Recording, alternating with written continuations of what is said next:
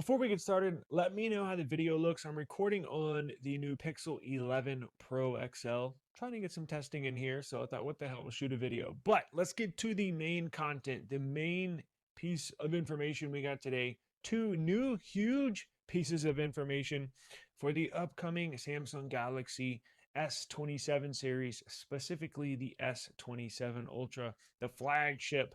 Well, do you remember about 3 months ago how Samsung, we all knew that they were going to change the design. We just didn't really know in what way. Well, we got early leaks a few months ago that it was going to look similar, maybe kind of, sort of, to the Pixel series, where the camera island is going to be across the top horizontally. Well, now we have confirmed leaks that they changed their mind. So now the S27 Ultra is going to resemble the S26 Edge. Wait a second, there was no S26 Edge. Ah, you're right. I knew this design was not going to be left off to the side. So everybody knows Samsung launched the S25 Edge. Well, they were anticipating launching an S26 Edge. And about a year ago, we got early design leaks of that proposed S26 Edge. However, it obviously never made it to launch. They scrapped that design and just launched the other S26 series devices, but they didn't scrap that design totally because now the upcoming S27 series is going to look just like the S26 Edge.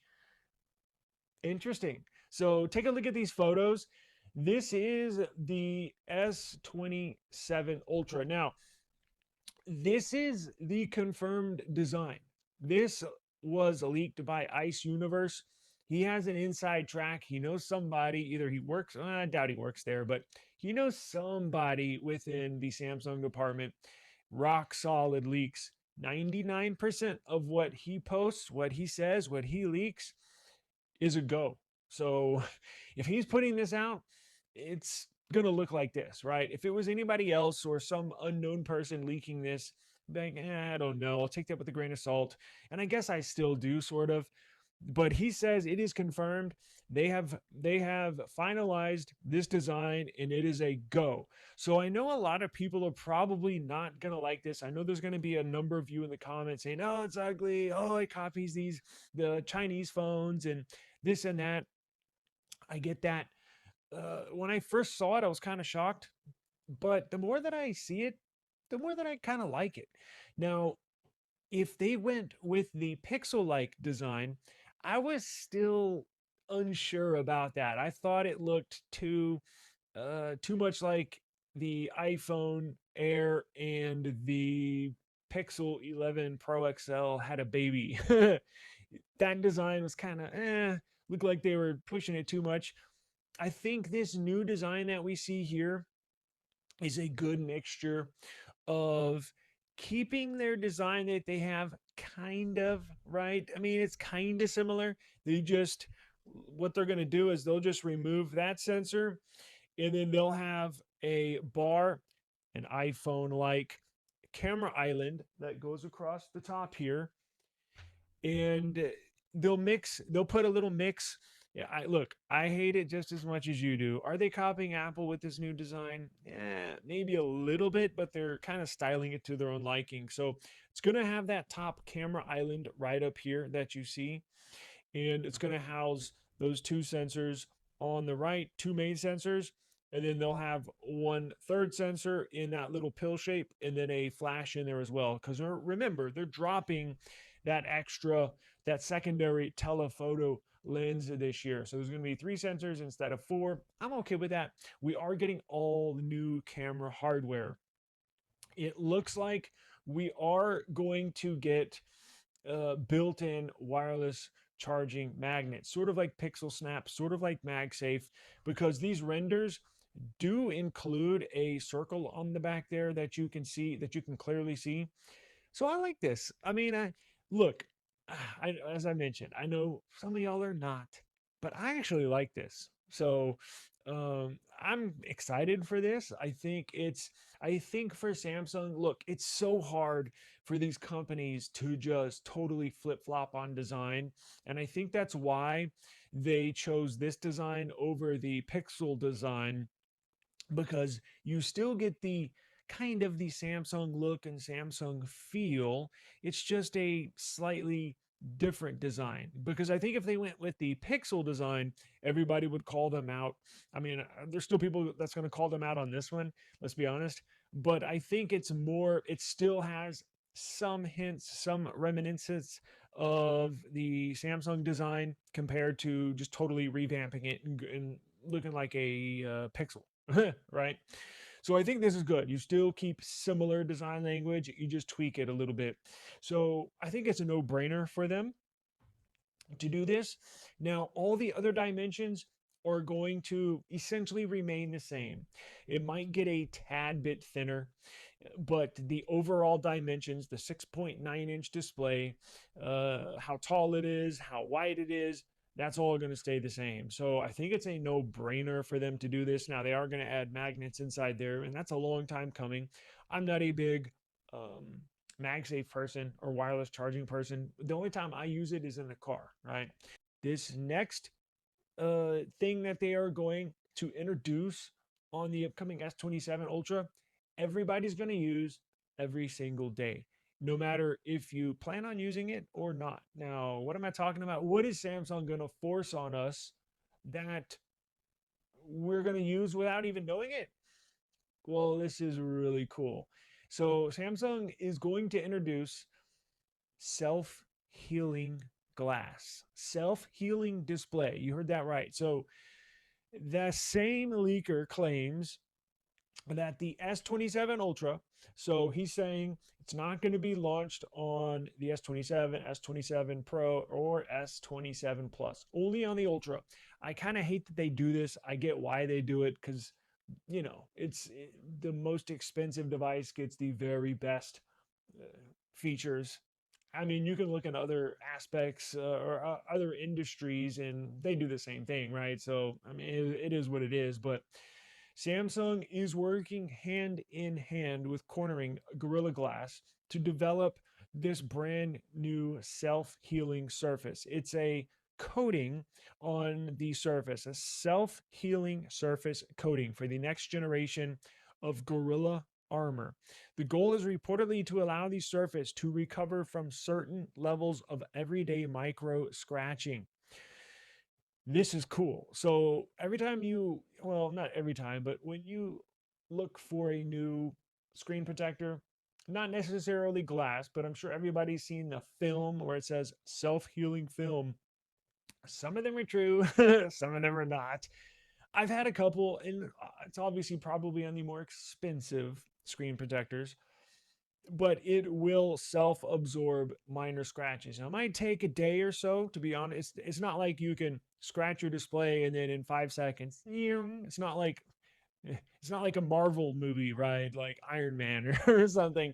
It takes about 18 to 24 hours, probably 16 to 24 hours, a little more than half a day to kind of heal itself. Now, Samsung's going to introduce this new self-healing glass, as I mentioned, on the S27 Ultra, and they're also apparently going to bring Privacy Display 2.0. Now, this is going to be music to my ears, because one of the downsides of Privacy Display is it kind of grayed out or muted the vibrance of the AMOLED display that comes on the S26 Ultra.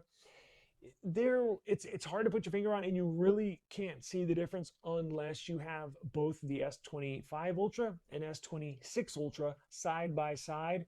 There is a slight haze that's on the S26 Ultra when compared to the S25 Ultra. Obviously, the S26 Ultra has that new privacy display. S25 Ultra does not. Well, apparently, the privacy display 2.0 is supposed to bring back some of that vibrance, meaning they're going to reduce that kind of grayed haze look that's implemented in the pixels of that AMOLED display. So it's just a natural progression, and I'm glad to see them trying to work on that, because look, They hear the critics, they watch the videos as well. They know what users say and don't like about this. And it's just a natural progression of anything that they work on. They produce better products each and every generation. So I think the S27 Ultra, look, from the look of things, might be, I don't want to jinx it. I'm not going to jinx this device because, as we know, no smartphone is perfect. We live and die by that phrase, or at least I do. So, as much as I like some of these classic devices that I've had, they're not perfect. I freaking love like the One 15, a couple other devices, but they're not perfect, right? And dare I say, the S27 Ultra is almost a perfect device. Oh, I I freaking jinxed myself. Well, on the spec sheet, it looks like it might be. So, what do you mean? What do I mean by that? You're getting all this new display tech once again. Thank you, Samsung. You're getting brand new camera sensors. You're getting a 10-bit display, finally. Thank you. You're getting the all new Snapdragon 8 Elite Gen 6 Extreme for Galaxy. Now, what comes with that Gen 6 Extreme? Well, that CPU encompasses LPDDR6 RAM. That's right, they're going to introduce LPDDR6 RAM in UFS 5.0 storage. This thing is going to be blazing fast. It's going to chew through any, I mean, the S26 Ultra already, it's turning out, as much as I dogged it when it came out. I was just thinking about this the other day. The S26 Ultra, and again, no phone is perfect. Let me put that out there before y'all attack me. It's probably going to be the phone of the year. I mean, it just is. Like,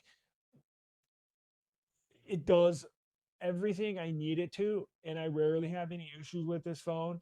They increase the charging speeds on this phone. The battery lasts longer. Sure, the display, as I mentioned, is a little muted compared to the S25 Ultra, but you can't tell if you don't have the phone side by side. And even then, it was kind of hard to see, see the difference. The S26 Ultra is a fantastic phone. It's my daily driver, and it's pretty nice phone. So if Samsung's going to raise the bar even on the from the S26 Ultra, that means we're looking at a fantastic device.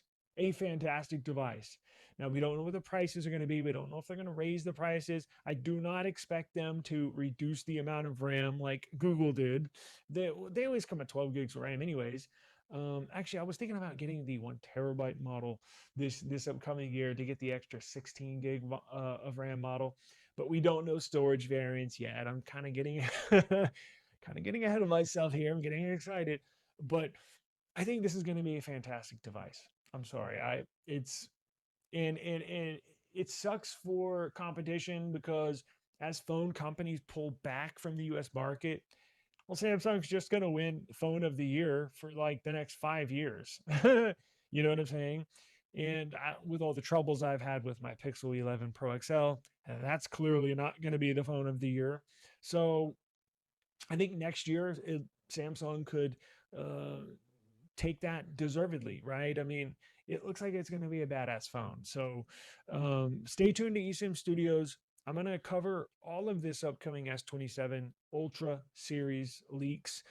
We're going to get a ton of them here over the next few months as we close out the end of the year because the launch is right around the corner. They announced these in late January and they launch early February or pre-order early February. So I'm I'm getting excited. So stay tuned. I got more news and information for you coming.